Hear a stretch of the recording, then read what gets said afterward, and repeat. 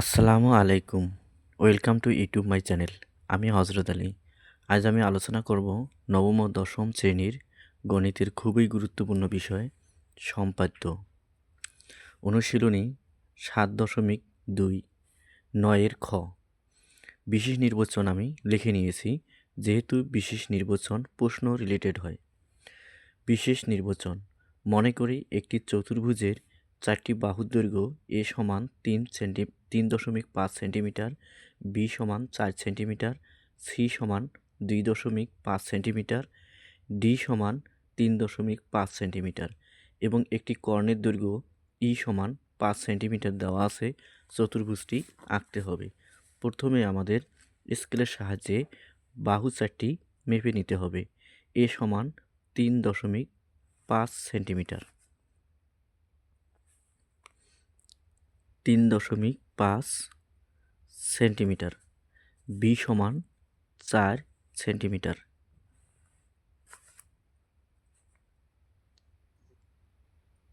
4 centimetre, c সমান 2.5 centimetre,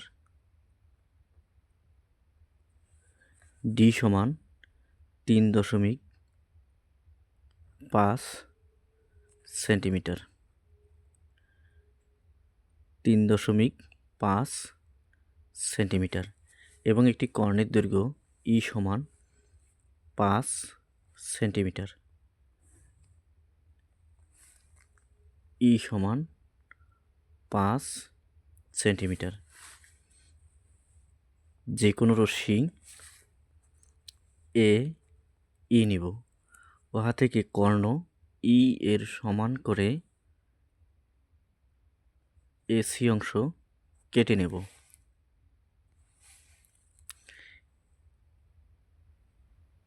এ এবং C বিন্দুকে কেন্দ্র করে এ ও বি এর সমান করে একই পাশে দুটি বৃত্তচাপ দেব। মনে করি বৃত্তচাপ দুটি ডি বিন্দুতে ছেদ করে। আবার এ ও সি বিন্দুকে কেন্দ্র করে সি ও ডি এর সমান করে ডি এর বিপরীত পাশে দুটি বৃত্তচাপ দেব। মনে করি বৃত্তচাপ দুটি বি বিন্দুতে ছেদ করে। এ কমা বি, এ কমা ডি, বি কমা সি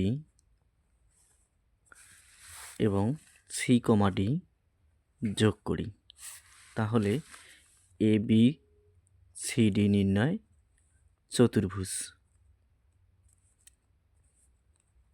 এরপর অঙ্কনের বিবরণ লিখব।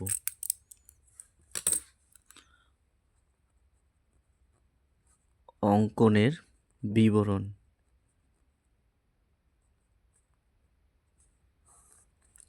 যে কোনো রশ্মি এ ই নেই, উহা থেকে ই এর সমান করে এসি অংশ কেটে নেই।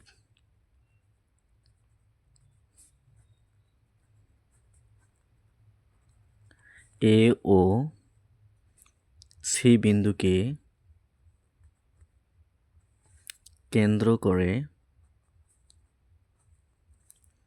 এ ও বি এর সমান করে একই পার্শ্বে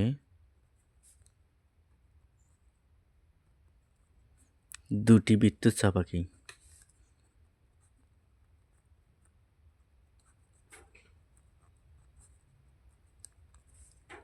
যা ডি বিন্দুতে ছেদ করে।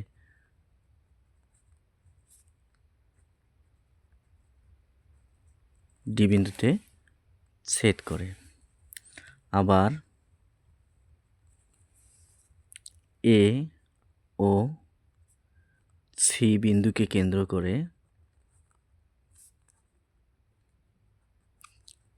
করে সি ও ডি এর সমান করে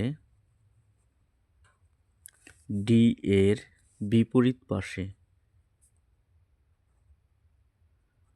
বিপরীত পার্শ্বে দুইটি বৃত্তচাপ আঁকি।